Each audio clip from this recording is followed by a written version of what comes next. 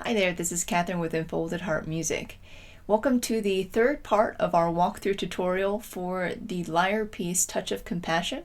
If this is the first video of this series that you're watching, know that there are two other videos that I've made, parts 1 and part 2, which you can find the links to in the description below. I'll go ahead and put those in there for you. And make sure to watch those prior to this one, otherwise it won't make a lot of sense for you. So check those out if this is the first video that you're watching. If this is not the first video, if you've already watched parts 1 and parts 2, then welcome back for part 3. We only have a small amount to do today for this, which is quite nice. We're going to basically just finish off the piece. I'll do a quick review first. We'll finish it off, do that last section, and then put it all together, and that will be the completion of the piece. So let's get started with a review of what we've done before we jump into new content.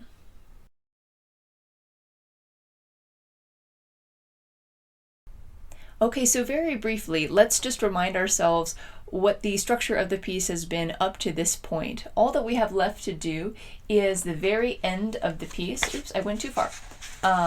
Which is section F, measures 118 through 130. There's a very small section just prior to that, in maybe 2 or 3 measures prior to 118 that we need to talk about because it's slightly different, but other than that we just have that one last page left. So I'm not going to play through it right now because it's essentially the whole piece. I'll wait till the very end to play through the entire piece, but just to talk it through real quick, in our first section of this video, part 1 of the 3 on this tutorial video, we worked on sections A, B, and C. And we talked about how after A, B, and C, it returns to A again, and there's that slight variation in measures 64 and 65. Very, very slight variation from the first time that part A was played. So that was our first installment of the video. Then the second is we did sections D and E. That was last time. This was the bridge. Particularly section D, which goes from measure 67 to 74, it's especially different than the rest of the piece, and so I would say it has an especially bridge-like quality in that way. So then after you play D and E, the flow of the piece goes back into section C. And this is in measure 98. This is where we stopped verbally. I did a small kind of introduction into this second time that part C is played in the last video, and I'll talk about the very end of that again because just as with part A, when it's repeated its second time, when part C is repeated its second time, there is a very small variation at the end that I want to make sure that we note. Okay, so part B is only played once. You will see it come back just a tiny bit at the beginning of our part F, which we'll do today. But it's more of a variation on part A, you could say. So A is played twice, C is played twice, B is technically only played once, and then we have the bridge, which is always basically played once. I shouldn't say that too strictly, but essentially it's only played once. And then we have F, which is our end, which is a kind of, it has its own unique flavor, but is reminiscent of the main themes of the piece. Okay, so let's go ahead and start even in this little review section. Before we jump into part F, I just want to take a moment to talk about this variation in section C repeated. So C, the second time it's done. So let's take a look at measures 116 and 117. Okay, that's where the difference comes in. So the first time that part C was played, we ended on this A in measure 115. So I'm going to back up just one measure. What we had leading into this was, and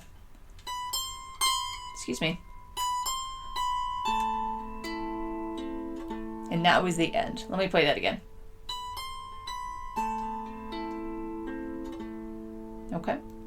But this time, we have just a very small variation such that that part that I just played is not the end. So measure 116 our left hand doesn't move, nor does it move in 117. If you want to, and I do this now when I play this song, but it didn't really occur to me when I was writing it at the time.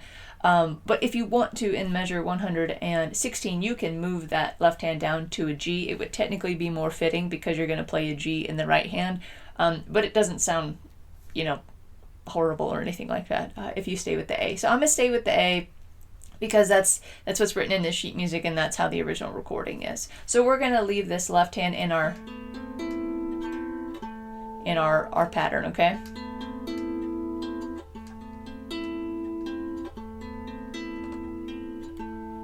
So that stays all the same. We don't need to worry about that. All right, so what is different? Let me actually finally get to it. So 116, we have a G. We go up to a B and down to an A. Okay? Now, if you have a 16 string, rather than going up to the B, so rather than G, B, A, what you'll do is go down to the D. So we'll have G, D, A.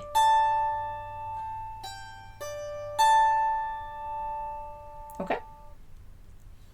So let's go ahead and put measures 114, 115, 16, and 17 all together. I'll do it with the proper rhythm and all that together. All right, I have my metronome set.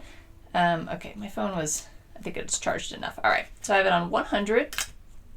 Let's go ahead and just do this little section twice. Turn that up. Okay, 114. 1, 2, 3, 4, 1, 2.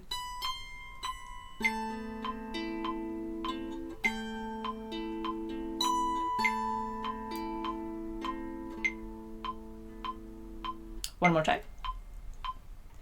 1, 2, 3, 4, 1, 2.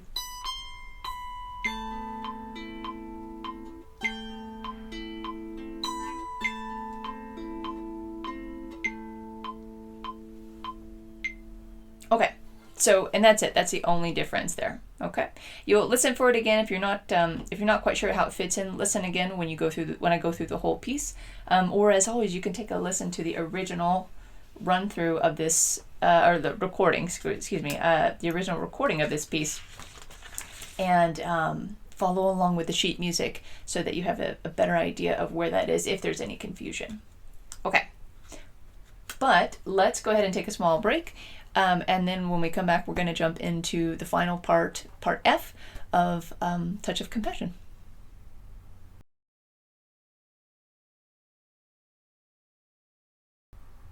Okay, we're back now to take a look at the end of the piece, the rest of the piece. We're going to break this into two sections. The first section is going to go from 118 to 123, and then the second section will be 124 to 130. If you take a look at that the left hand, you'll see it's again the same as we've had before. So I'm going to leave that to the side. In each measure, if you take a look at that, we see we go from A to G to A to G to A, and then that's the first section. The second section, it just stays in A the entire time, but it's the same pattern as we've been having this entire piece. So we can put that to the side, and let's focus just on the right hand. Essentially what this does is it has a repeated, well, it's not exactly repeated, but it basically, I sort of crawl up to from the bottom to the top of the scale is, in a broad sense, how this ending works. We do that in the first part, and then in the second part of section F, we do an actually repeated pattern at the very top and kind of fade it into the background. I do this in a number of pieces. I think it makes a nice ending, especially with the lyre, where there's it's such a sweet sounding instrument, and it's nice to have it just sort of fade there. So that's kind of the challenge of the last section, is to have the dynamics really speak to that fading to where you're loud, and then it slowly gets quieter and quieter until it just rings at the end. Okay, so we'll talk about that a little bit more once we're there, but let's take a look at the right hand from measures 118 through 125. 23, excuse me, 123. Okay, so starting in measure 118, I'll do like I've done before. I'll just name the notes, play through them, and then I'll put them with the metronome for the proper rhythm. So, measure 118, excuse me. We have, in 18 and 19, we have the same pattern as the beginning of section B. So this should actually ring a bell for you. It's exactly the same. So we have E, A, B, C, D, and A. And just so you can hear that it is the same, this is the proper rhythm for that. Okay, so that is the first two measures. Again, that's E, A, B, C, D, A. Then we move up a little bit, and we have D, E, and B. Again, that's D, E, and B. Then we move up again, and we have D, E, and G. Again, that's D, E, and G. And then the final push up is going from E. Where's my E? There's E, G, A, C if you have a 19, G if you have a 16, back to A. Again, that's E, G, A, C, A. With the 16 string, you'll go E, G, A, down to G again, back up to A. Okay? Now we're going to do that. I'll do it twice for sure in the proper rhythm. And if you need to divide this into half as well, this section already, if you need to divide it into like 118 to 120 and then 21 through 23, feel free to do that. Whatever is best for you. But I'm going to go ahead and keep it all as one. It's all one movement. I would essentially use your 1, 2, and 3, or your pointer, excuse me, your thumb, pointer, and middle finger to do each one of these. That will generally be the best way to do that fingering. So think of them each as a chunk, but it all flows up into one. It basically goes from A to A in this long phrase of the music. Okay, so let's do this right hand only with the metronome. Proper rhythm. 1, 2, 3, 4, 1, 2.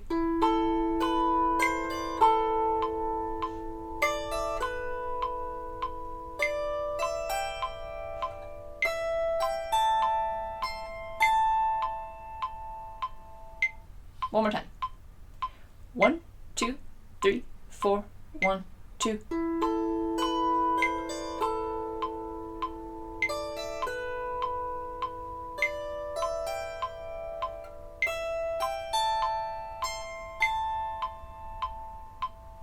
Okay, now let's go ahead and add the left hand in. 1, 2, 3, 4, 1, 2.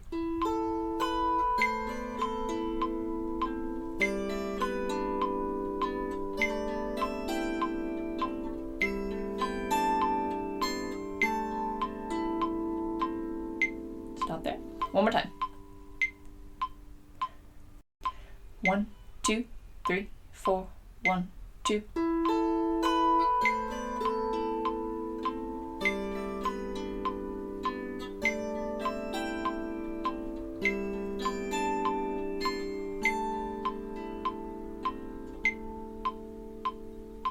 Awesome.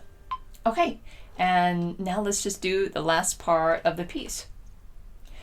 So again, the right hand just stays in the exact same place on the A. It does not go back down to the G again. Same rhythm. So let's just take a look at what we have here.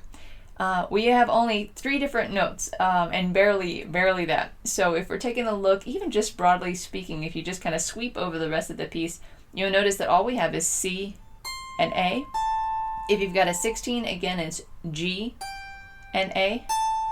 Okay. For the 19, you'll have C, A over and over again until we have one G in measure 129, and then we have our chord at the end. Okay.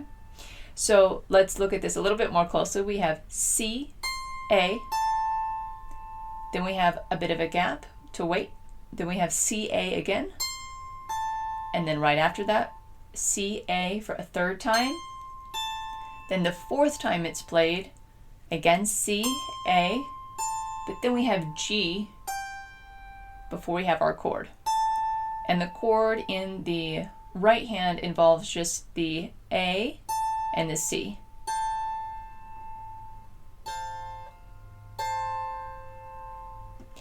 Let's look at the left hand for that chord. So it's going to stay where it was before on the A, but on the thumb that's going to be the same, but the other fingers are different. So we have A3, then we have C4, which is one string higher than where that finger previously was. And then we skip a string and we have E4, and then A4. So between the top note and the bottom note, it's an octave. So they should be the same note. Okay? So this is how it should sound individually. Again. And then together. So have your left hand there, and then when you have that, you're going to add your right hand, which is again on that C and A. So all together. Okay. Now the squiggly line next to going up on the left-hand side of the chord, that's called a glissando. And what that means is that rather than playing all the notes at the same time, you're going to play what's called a broken chord. Okay. Yeah. Okay. You're going to play a broken chord. And that basically means you play all the notes one right after the other, starting from the bottom to the top. So rather than playing it like this, you'll play it like this. Let me make sure I'm in the right spot. Yep. Again. Oop, I had a D in there. One more time. Now you'll also start slowing down. This is called a retardando. You start slowing down at this part. So you'll come into that. You'll have plenty of time to put your hands in the right spot before you play all those, what is that, 6 notes? 6 notes. Okay? So let's go ahead. I'm not going to use, I'm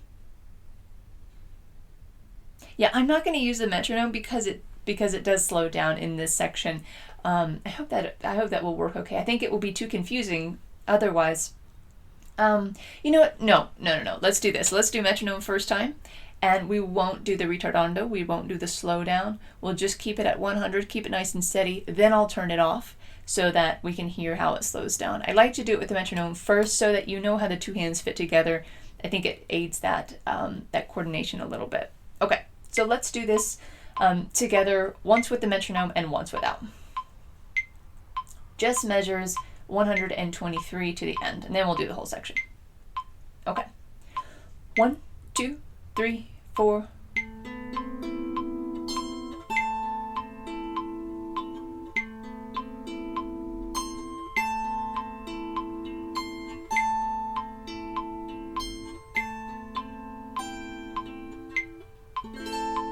It's a little late on that, but okay, now let's do it with the slowdown. It'll sound more natural. There we go. Okay, we're going to do that one more time. I want to also bring back in the dynamics I was talking about before. So as you're doing this, you'll start loud, not super loud, not any louder than you've been playing, but then as you get softer, as you get slower, get softer as well. Okay, so let's try and do that a little bit. 1, 2, 3, 4.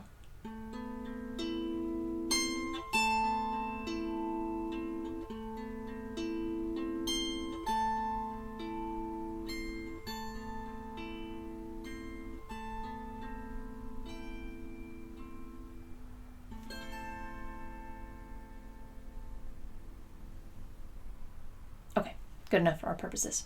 Now let's do the whole section. I'll just do it once, and then we'll put the whole piece together and call it a day. All right, so section F, here we go, without metronome because of that slowdown there at the end. Okay, here we go. 1, 2, 3, 4, 1, 2.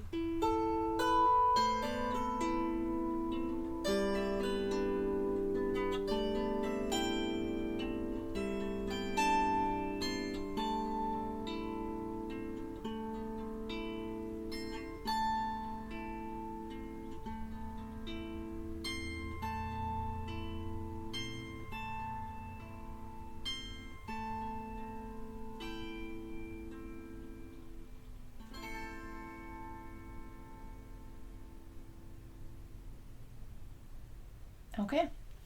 All right, once you've got that down, then come back and we'll do the whole piece together.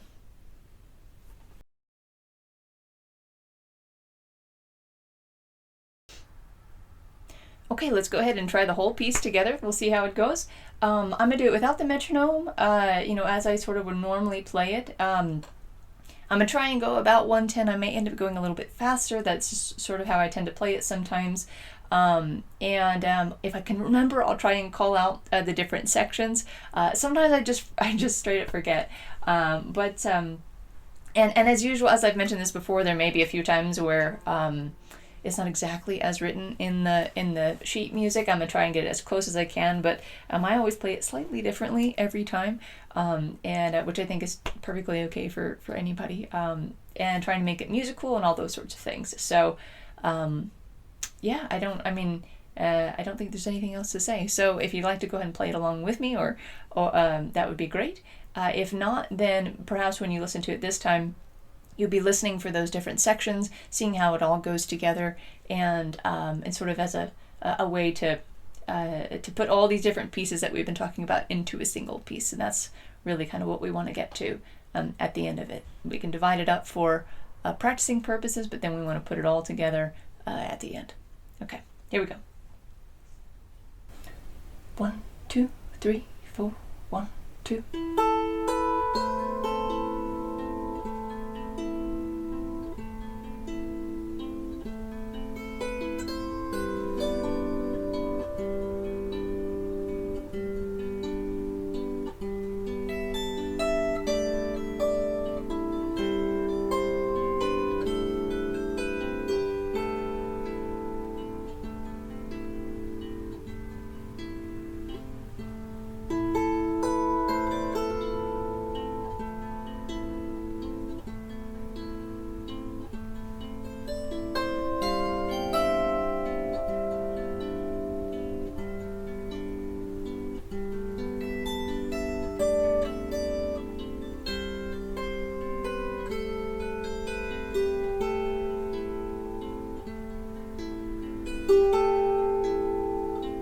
Part C.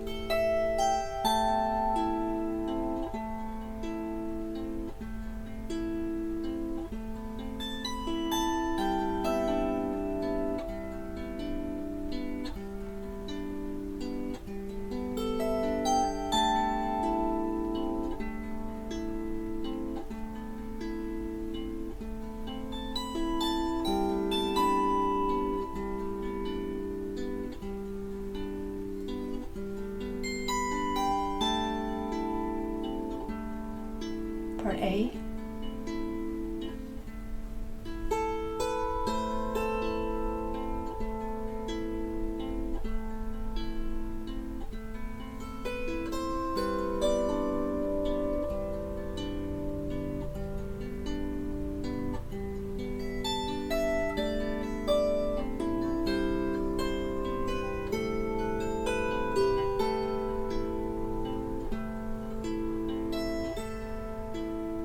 Bridge.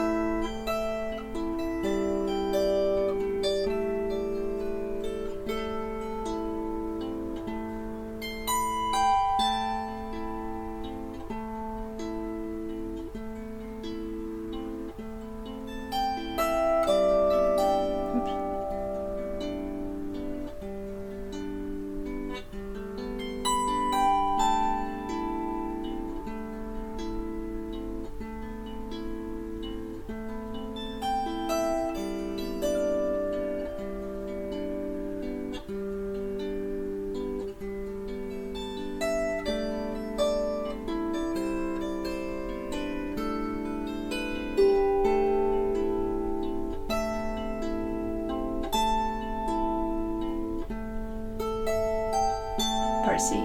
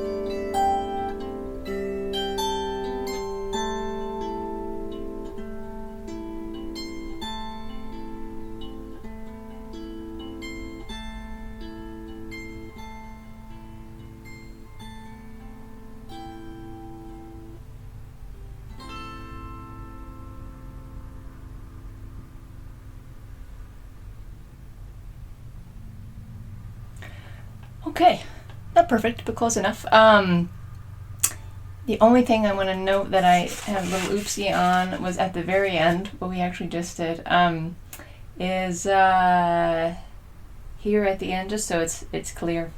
There we go. These two notes, I play too high. That's what I played instead of. So in measure 119 and 120, I played, for that dotted half note, I played a B and a C instead. So if it sounds a little bit different, that's why. But anyways, we'll keep it. It's totally fine. Mostly I want you to hear how all these parts go together, the transitions, and those were all good and fine. I forgot to say the parts at the very beginning, but hopefully you got it at least somewhat throughout. So as always, feel free to ask questions, voice questions. If you have any requests of other songs that it'd be helpful to have this kind of walkthrough tutorial on, of course, feel free to let me know in the comments or via email, whatever you prefer. And yeah, I hope you enjoy the piece, and I hope you enjoy the other pieces, whatever you're working on, and just a wonderful time with the lyre. All right, God bless, and may the peace of Christ be with you. Thank you so much.